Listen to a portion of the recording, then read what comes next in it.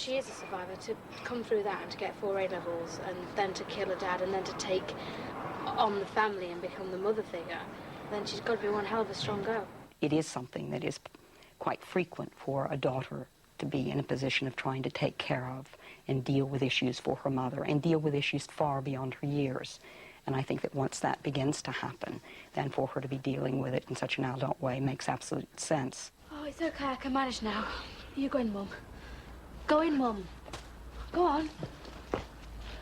When Beth buries Trevor in the garden, that is symbolic of what happens when people have been abused and they try and bury the feelings inside themselves. And it's interesting that in the story there's this constant fear of him being discovered, and with survivors there's a constant fear of their abuse will be revealed.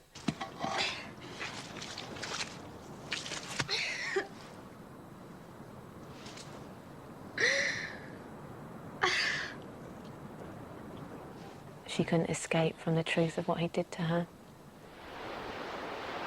The whole scene around the domestic violence was like my story. I just had to know what was happening because it related to my life so much. And during the programme, I started to have dreams. And in one dream, I was Beth, and I was Beth confronting things. I remember the scene where Beth was crushing up tablets to give to Trevor. And it suddenly, you know, I remembered at one time when I was 7 that I'd crushed up a Valium and put in my father's tea. What are we doing? He's brought us down to his level. It's either him or us. I very much do think that Beth's story has resonance for women. And I think it's a story that in some way does need to be told and told again, with the idea of stopping it occurring, and also that women are believed when they talk about horrifying experiences. You bloody pair of bitches. Somebody should have done it years ago.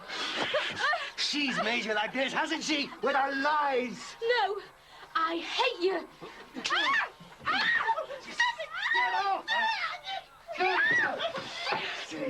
Do what you're told, and I'll kill us all! I think there's a big link as well between the murder scene and the fantasy that so many survivors have in terms of being able to, not necessarily specifically being able to murder somebody or kill somebody, but being able to put an end to it all once and for all, and being able to express that anger and frustration.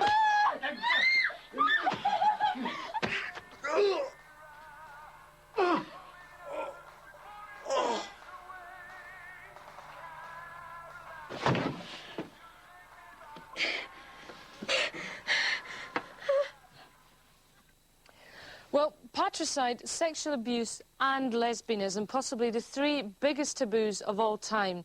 But if nothing else, Beth is definitely a taboo breaker.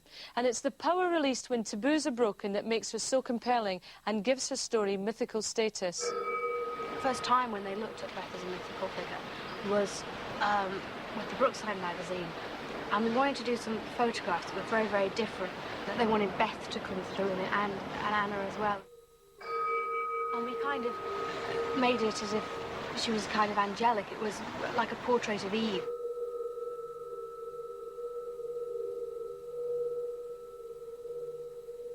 Klanger and Boyd are some photographers, and they wanted to do something that was based on a myth, and they thought of Lena and the Swan. So they've incorporated the story into the photographs. Like, they've kind of put feathers in my mouth and feathers all over me and made me look quite mythical and like a princess.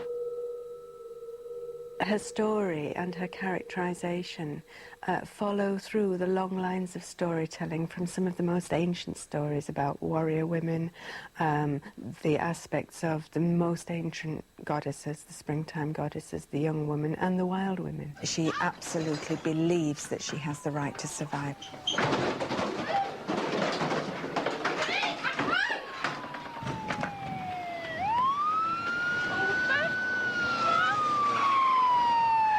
She is a heroine, isn't she? Because she's so strong. Because she's like, oh, take no shit whatsoever.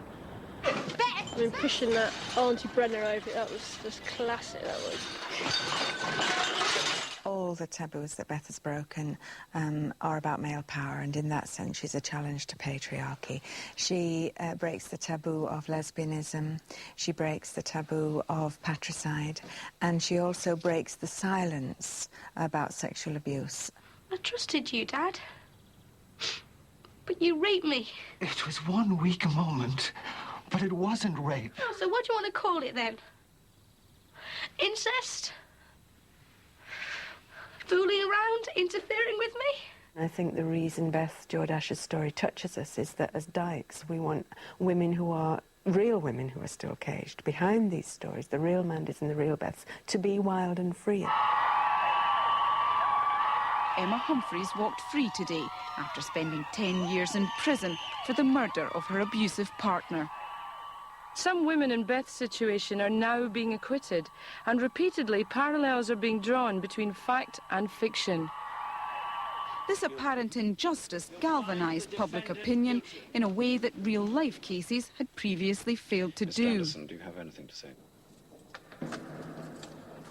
I think there's definitely a Beth in all of us.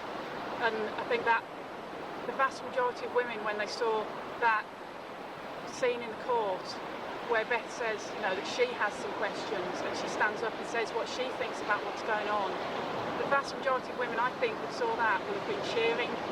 I want to know why we're on trial for protecting ourselves against that vicious...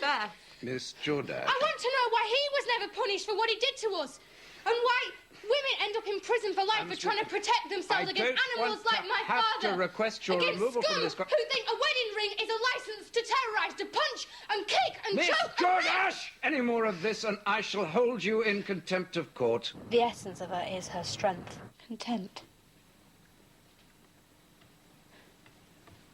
Yeah, well, that just about sums this place up, doesn't it? Some justice this is.